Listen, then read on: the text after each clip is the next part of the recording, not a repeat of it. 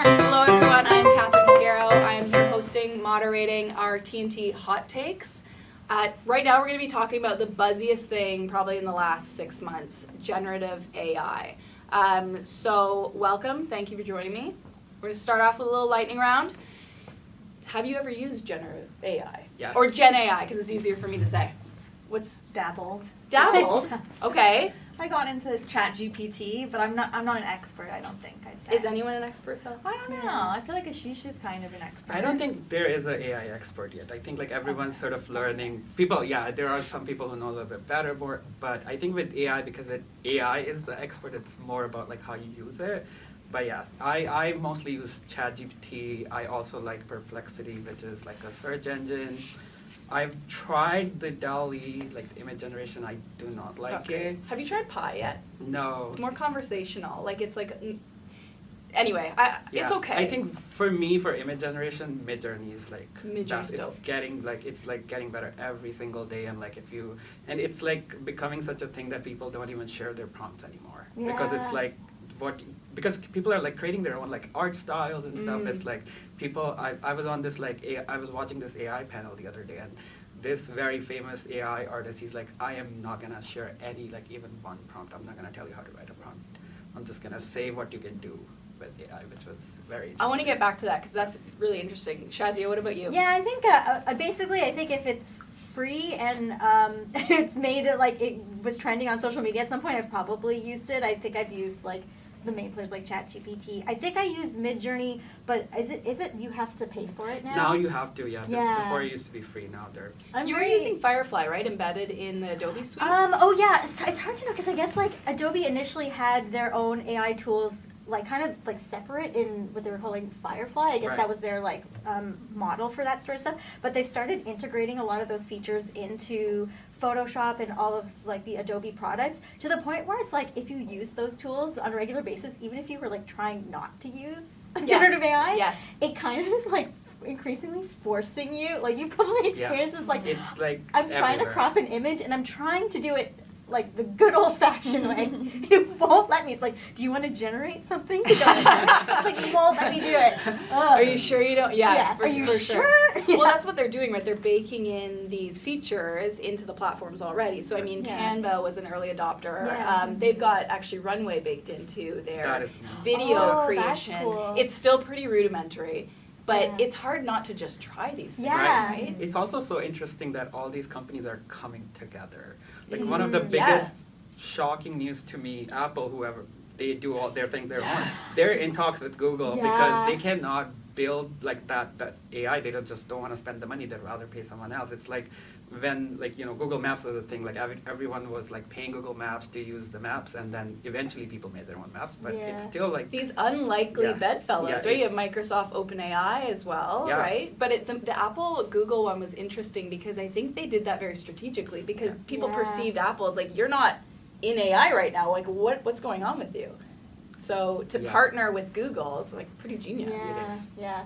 It's interesting. Okay, so that's good. Okay, so this question may not apply to you if you're not using it all the time, but is there an AI tool that you regularly lean on? It's something like, I don't want to say you couldn't live without, but you're like, this has become a part of my workflow, or I really would like, I'd pay for it, or that sort of thing. Is there anything right now? I think like ChatGPT is one of the tools I love using on the daily just for like brainstorming. There's also like ways to use it. Like I've been trying to follow like different frameworks, and like the answers you get is like getting so much better. I don't think it's like quite there yet in terms of like I can't live without it. I think like once ChatGPT has a good image generation tool, maybe also has like a video generation or Runway embedded, and that becomes like one tool, then maybe like that will become like a tool that I would like really pay for and like use it forever. Yeah. Yeah. What about you? I guess for me, like there is like a version of AI, I don't know if it's generative AI, but that I rely on really heavily for my job and it's in creating like social media ads, specifically like Facebook ads, but even like Google ads. And I think it's getting built into like every other system that has advertising is their back end AI is getting super sophisticated for ad targeting.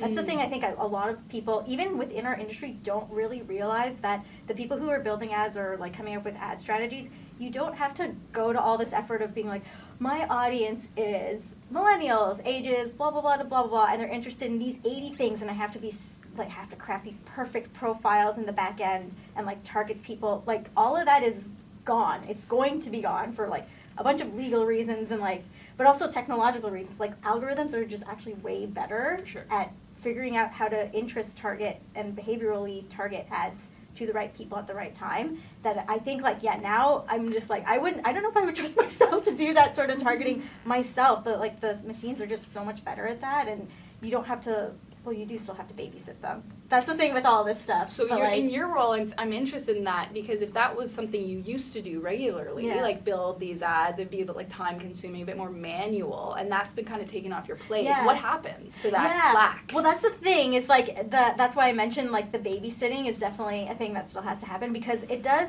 still mess up sometimes.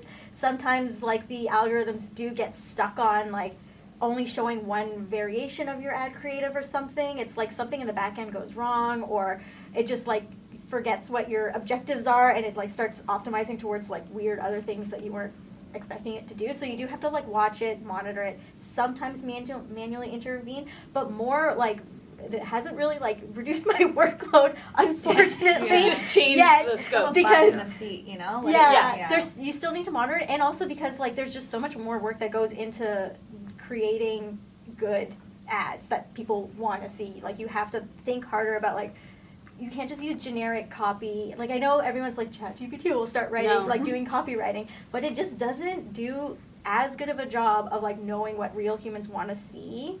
It's really great at, Not like, yet. mediocre stuff, but Yeah. yeah, I And just don't it's think it knows. democratizing if everyone has access to the same stuff. I mean, it's, Yeah. it's sort of like, I mean, what's going to be your unique Exactly. If competitive all advantage? the ads end up looking the same, then it's like none of them will get your attention. So you have to keep thinking, like, okay, what is going to break through the noise? That's the stuff that, like, I spend more and more time on, and, We like, need building puns stronger and creative. ads. More puns. Oh yeah, the other thing is, we like, had that idea. I I just- just pun generator. I just need a pun generator. I'm sure there's a GPT for There that. is a Oh, I'm sure generator. there is. Yeah, for Never sure. mind. Okay, Yeah. I want to move on. So, okay, 3 adjectives that would describe your feelings towards AI. And maybe I'll start with you, Stacey, because, like, you seem a bit more apprehensive about it. But, like, when you think of, like, these tools, and some of us are more immersed in the space than others, what are maybe, like, start with 1 adjective. Yeah, I think I'm definitely apprehensive just because, do you remember the whole NFT thing? That kind of. Oh yes, the hype cycle. Yeah, What? I remember, like, where a previous job I had, they were so obsessed with them, and, like, Yeah. it became my life for, like, 3 months, and then, like, now I'm thinking about it, and I don't hear anything about them. So I'm not a skeptic of AI. I see that it's, like, a thing, and it's going to. You're waiting it out a yeah, little I'm bit. just kind Yeah. of, like, Yeah. seeing where it goes. There's some like, metaverse vibes to that too, right? Yeah. Yeah. The blockchain, all The that blockchain. stuff. All those things. Yeah, okay, so the Gardner hype cycle, I don't know if you follow this, it's like the diagram that shows you, like, the sort of wave of excitement, like, anyway, it's interesting, and Okay, I'm sure yeah. NFTs are sort of, they're waiting for their moment. What about you guys, when you think of I AI? kind of agree with Stacey on that point. Is like there's been during COVID, there's been so many failed technologies that people Yeah. are just, like, so skeptical. One thing that sort of sets AI apart is that it's not, like, just a technology in itself. It's like being part of other technologies and actually, like, slowly Yeah. making things better.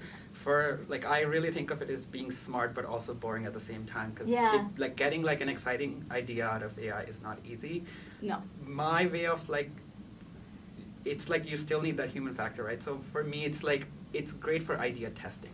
You want to generate an idea, you want to create a design, you can still create it yourself, but just, like, doing, like, the overall quick testing can be done, like, so much faster. Iterations, Yeah, right? iteration, and just, like, yeah, just building, like, even like a mood board, or, like, just having such, like, specific niche things that you can create with it is like a great use case, at least For for sure. the moment. Yeah.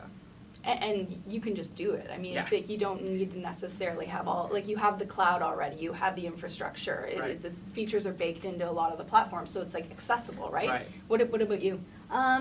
Like, oh yeah, like an adjective. Just describe like a it. way that you feel about it. It was like the first thing that I thought of was like, fine. It's very like you, like, I'm like, it's promising, but I'm kind of like, I also, if you work in, like, social media or digital media, you're kind of like, yeah, this technology isn't that new to me. It's, I guess, new that there's, like, a very consumer focused version of it that anyone can just type in and start, like, creating things. But it's very like, yeah, I don't know. Let's see where Yeah, that goes. nah. I mean, like cautiously optimistic, probably.